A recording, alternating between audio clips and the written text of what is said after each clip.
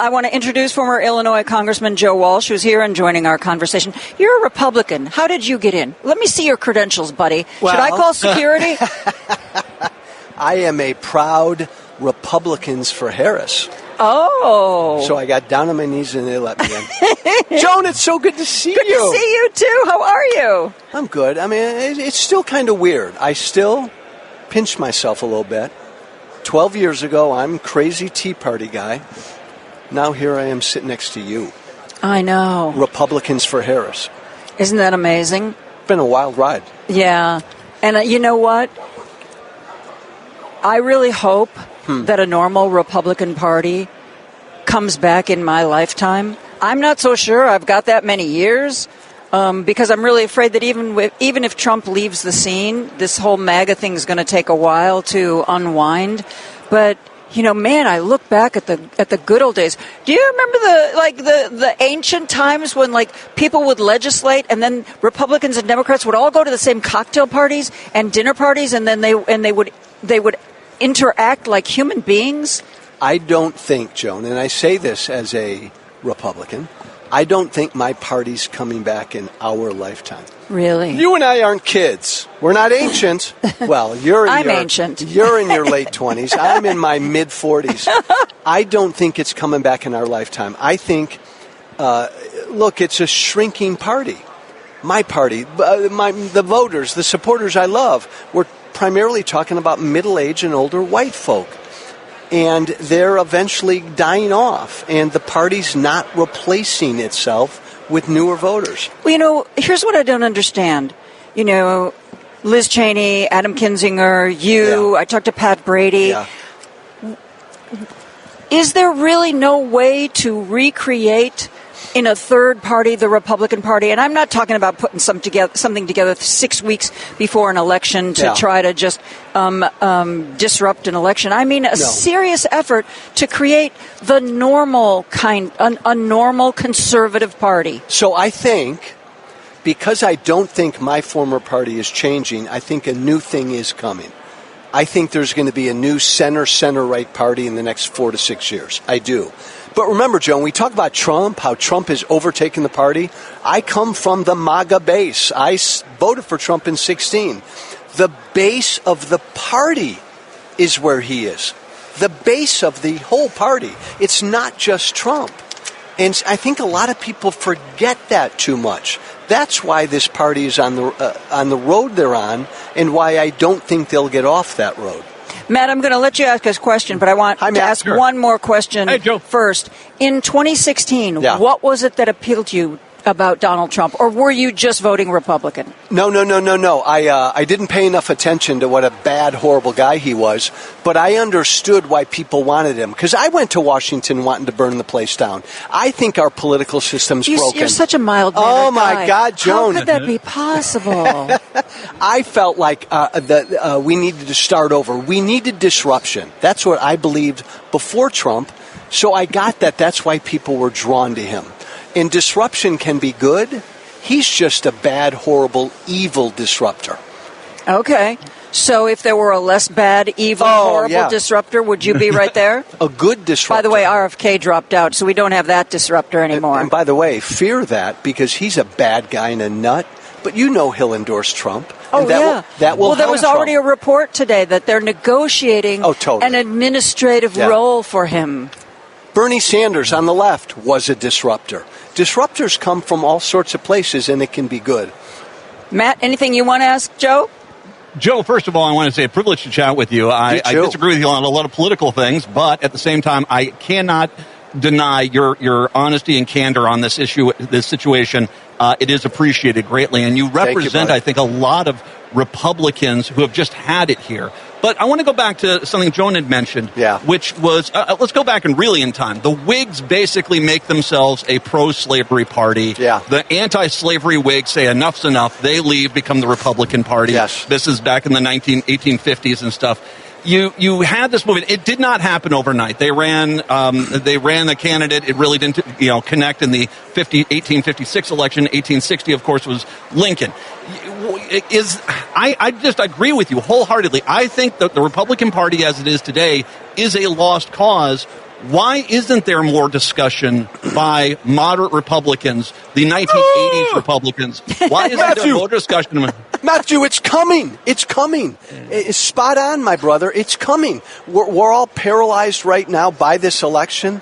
I'm telling you, the conversations I'm having, beginning next year, I got to watch my language. We'll just dump out as the former radio guy.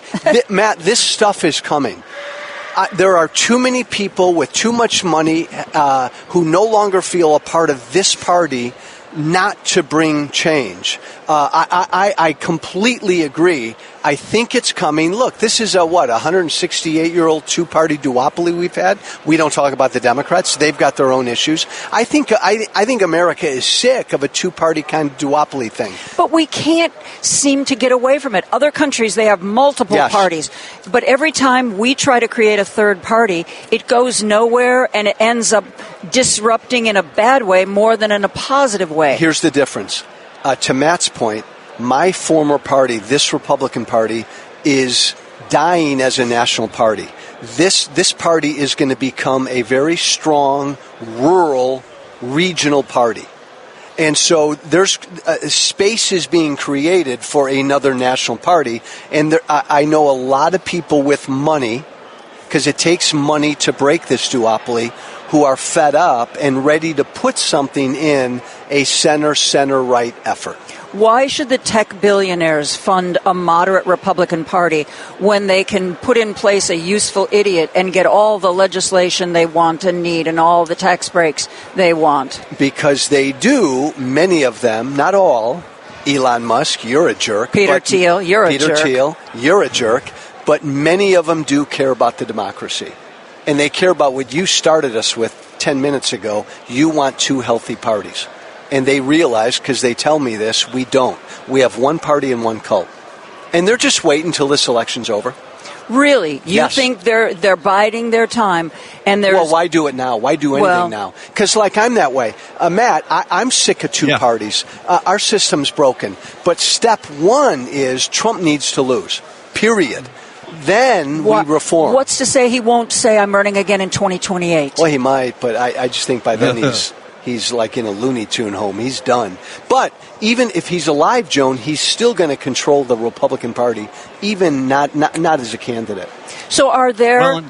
is this wishful thinking on your part, or are there discussions, substantive discussions taking place with the donor class and the moderates about where we go from here? Yes, there are. Are you part of those discussions? Would you like to share? Would you like to share? Yes. Yes. Okay. But you're not, Matt, you're not surprised, and Joan, you're not surprised. The entire country right now is paralyzed by this election, and we've been this way for 2 years. And so people who want reform like me, stop. I want reform, but step one is that bastard, can I say that? I think so, yeah, that's allowed. That un-American bastard needs to lose, because nothing's coming if he wins. So it's not like J.D. Vance is the future of the party? I smiled, Joan.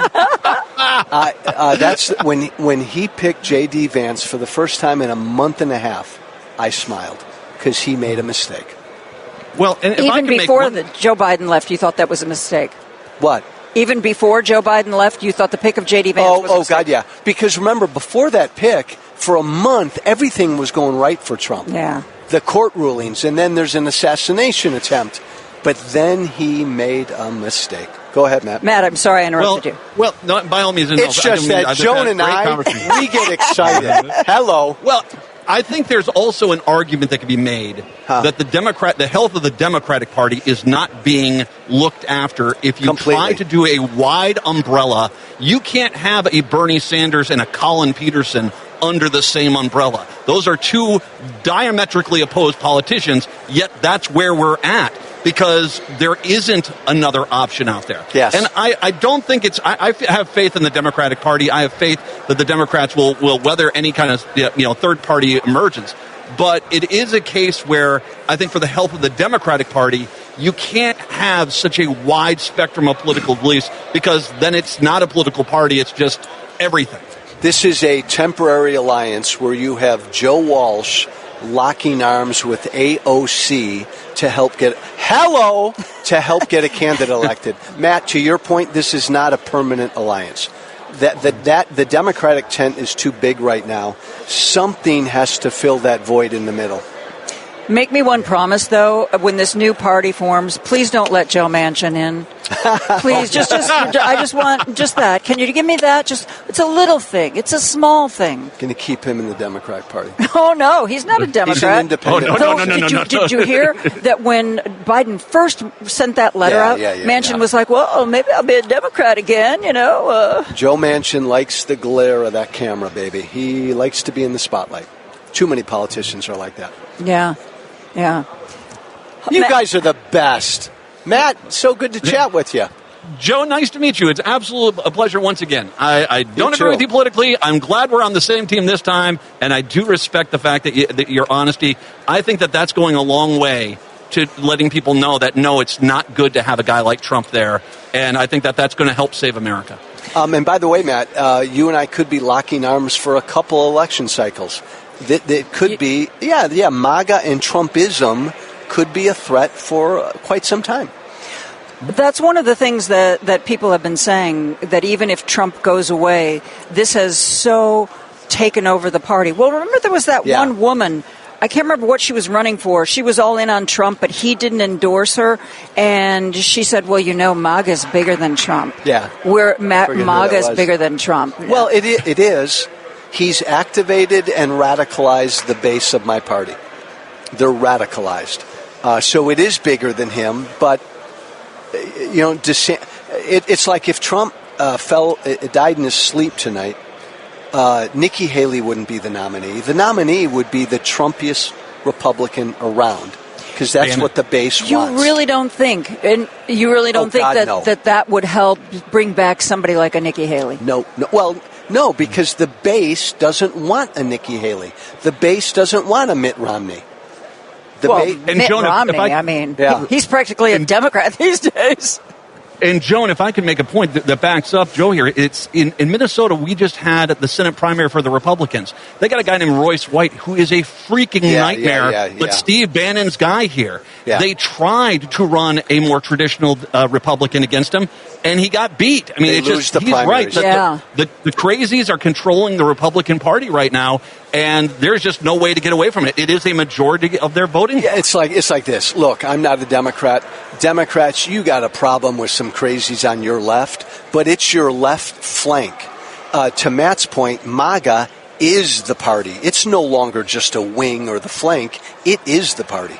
I was talking to a friend of mine, a former state representative, and I can't remember if this was the last election or one before, but he said, there are some Republicans in the Illinois state legislature who I like. Well, obviously we're not seeing eye to eye on everything, but we can work together. We can do bipartisan legislation together. They were all primaried out. Yeah. Wow. They were all primaried out by candidates who were farther to the right. And here's again, keep your eyes on what matters. Trump's going to, let's hope Trump loses. He'll never accept the loss. Most of his supporters will never accept the loss. Trump has people in states around the country who will not certify the loss. This is the threat. Yeah. It's like they got smarter. Forget, we're not going to send rioters to the Capitol. Let's do this smarter. Let's not certify the election. What is it? 70 election deniers have been elected in Georgia alone to various county election boards. It's not fringe GOP. It is GOP. Joan, Matt, again, this is me. I come from this base. They tell me every day that Trump won in 2020. It's not a minority view. It is the view. Tell me this. Out in Nevada, they're going against, in a county which was like 85% for Trump, they're going after the election commissioner there because they think it should have been 100%. Yeah. And I mean, how do you even process to that mentality that here is a person who is a Trump supporter, has a Trump flag in her yard, but she's a traitor because how did Trump only get 85% of the county? Think about that. And that goes back to what Trump said at a rally last week, that he said more than 100% of the jobs are going to illegal immigrants. More than 100%. Now, would those be the black jobs, or were those different jobs? That was a good line last night, wasn't it? Oh, my God. It was really good. Oh, God love Michelle Obama. And, when there's a mountain in front of us, there's no golden escalator taking us to the top. The affirmative action of generational wealth. Mm-hmm. As a conservative white boy like I am, that line really hit home. Yeah, you think Jared Kushner would have gotten to Harvard without his family's money? Not. I could be wrong. Hey, you are a Republican for Harris. Yes. Why did the much Trump-maligned governor of Georgia, Brian Kemp, endorse the man who delights in saying terrible things about him? Because Brian Kemp wants to be the Republican Party nominee in 2028. Oh. Why won't Nikki Haley? Nikki Haley knows Trump's unfit. Nikki Haley still thinks she has a future in the Republican Party. But wouldn't she have more of a future if she didn't endorse Trump? No, because I'm done. Like you say, brave Joe Walsh and brave Adam Kinzinger. We're done as Republicans. I can never run as a Republican again because I took that extra step of supporting a Democrat. Chris Christie won't do it. Mike Pence won't do it. They still hold out hope. When you do what me and Kinzinger did, you're writing your epitaph. You're done as a Republican. But if all of you guys got together with these donors, couldn't you bring about the normal conservative party sooner than the next decade? Hey, Matt, this is why I love Joan. She just won't give up. But Joe, if you all got together and you got in a room and we had a rally and sang over the campfire, come on, could it all combine? Well, and Joan, to back I love your Joan point, Esposito. I want Joan Esposito in the White House. If people want to take over a political party and turn it into something else, whether that's the Democrats or the Republicans, the reality is when Ron Paul went out there and took over the Republican caucuses and primaries and basically started down this path, that took a few cycles to do. You really can't ramp this up. I mean, if you want to start this, it just does not happen. And so, it's going to be a more methodic, logistical approach. But if you do things right and you stay committed to the party and not just run back to the old party when you lose an election or lose a primary, well, guess what? In a few election cycles, you will be a viable third party. This is an exciting time to be alive. Joan, because, Matt, look, I've been saying this now ever since I went to Congress. We are living in a revolutionary period in America. I really believe that. We're going through revolutionary stuff. It's hard, and it could get ugly. And will America stay together? I don't know. By the way, I mean that. I don't know if we'll be able to keep this thing together. But this is an exciting time to be an American. Yeah, I could do with a little less excitement, Mr. Walsh. All right, Joan. Say, all right. Yes. Good. Seriously, though, when Trump loses the election, what will be the immediate fallout? What will happen in this country? 2025 will be a very violent year. If Trump loses, there will be gobs of political violence in this country. That's the first thing that comes to mind. And that's just based on what I hear and see every day. And I agree. By the way, I agree with that. I think, but I'm not going to put it into 2025. He knows that if he's going to be president, he has got to overturn this election within the 2 months after the election before January 6th. So I think that there's going to be an all-out brawl that happens almost immediately after the election, especially if he gets his caboose handed to him. Will Mike Johnson ever have his Mike Pence moment and find that little bit of decency is still buried somewhere within his body? It would take someone like that standing up against Trump and saying no. But that's why it's so important, Matt and Joan, that if Trump loses, he needs to be spanked. Like he needs to lose by a lot. That's what I'm hoping. That's and I think if he loses in a landslide, that's also going to dampen down the effect any non-certifying or we're delaying the certification in our county. I think those people will be marginalized. Right, but it's still going to be a major issue, and most of his supporters will never accept the result. And he'll never accept the result. We downplay this. He will never publicly concede when he loses. That's un-American. Do you think there's any chance after he loses that he'll do any kind of prison time for any of these cases? I go by what people like George Conway say and Ellie Honig with CNN, who I love. There is a chance he will. Wow. There is a chance. He will be tried for January 6th. He will be tried for the classified documents. Those two, he will face trial for those two. And do you think he's ever going to be held to account to pay any of his bills? No. You know, I saw a map of all the places he can't do rallies because he has never paid them. Supposedly when his plane landed at a different city in Montana, it's because he hadn't paid the fuel bill. That's what's so sad. And this is when I talk to my Trump supporters every day. It just makes me so sad because he's such a bad guy. He's a weak guy. He's a deadbeat. He's a bully. He's a coward. How did he become your cult leader? Come on. What did they say?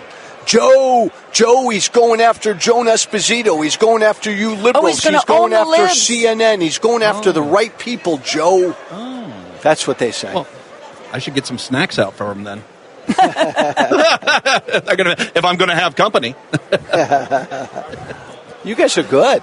Well, thank you. We've been doing this a little bit. I can tell. You're pros. Maybe not pros. as much as, former radio legend Joe Walsh. I used to have a radio show till I came out against Trump. Then I lost my show.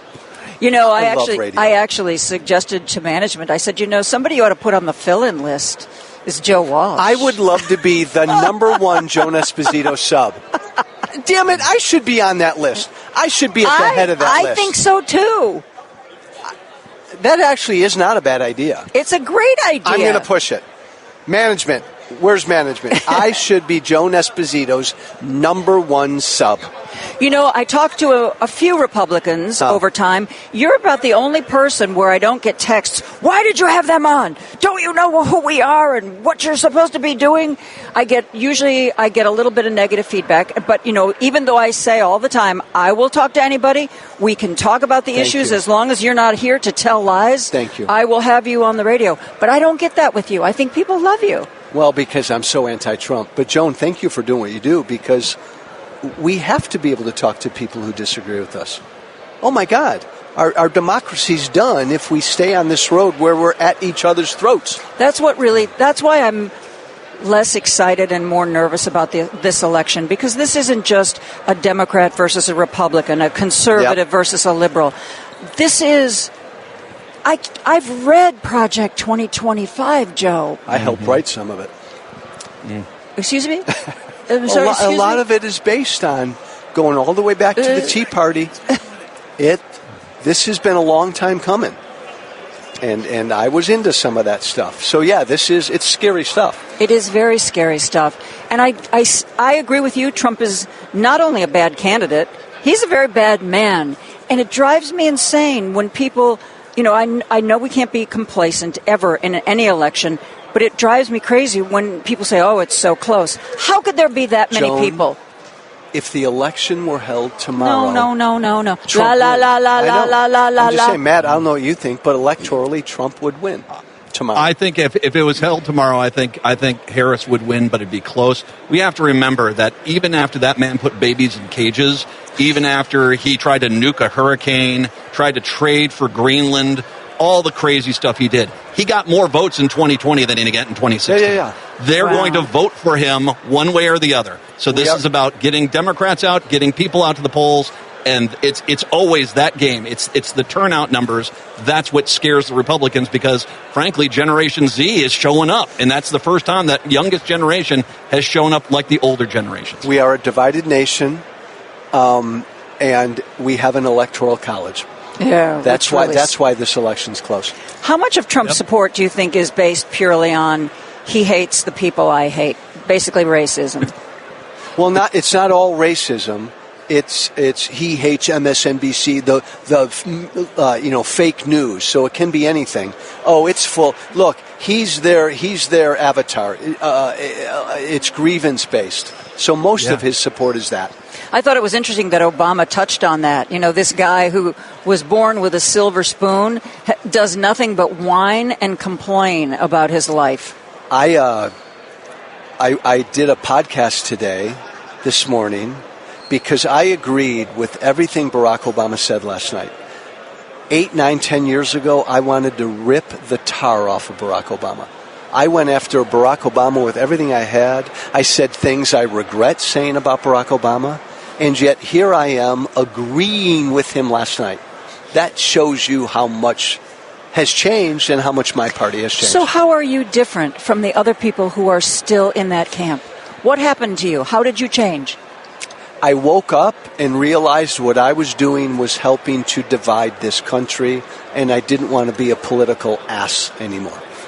Was there an event, an incident, an election? Trump got elected. Oh. The minute Trump got elected, it forced me to examine who the hell I was politically, because I helped lead to him, and I said a lot of the stuff that got people wound up and said, we want Trump. It was like a cold slap in the face to me. Well, I'm really eager to hear about this new party. Anytime you're ready to start, sharing some details. I'm just tickled pink. Give me names, give me numbers. I'm tickled pink to be sitting next to Joan Esposito. As well you should be, Mr. Walsh. Joan, this is an honor. You and I go way back. We do. 1920s, we were doing local Chicago news. In the late 20s. Yes, right after women got the vote, I think, is when I started in media. Mr. Walsh, thank you so much Joan. for being here. And I'm really serious. Would you like to fill in for me? I want to be the fill-in. I think that would be phenomenal. I want to be Joan Esposito's fill-in. Book it. Okay. Thanks, all right. Matt. Good talking to you, Matt. Matt McNeil, host of the Matt McNeil Show, weeknights at 9 p.m. on WCPT. Former Illinois Congressman Joe Walsh, now a Republican for Kamala Harris.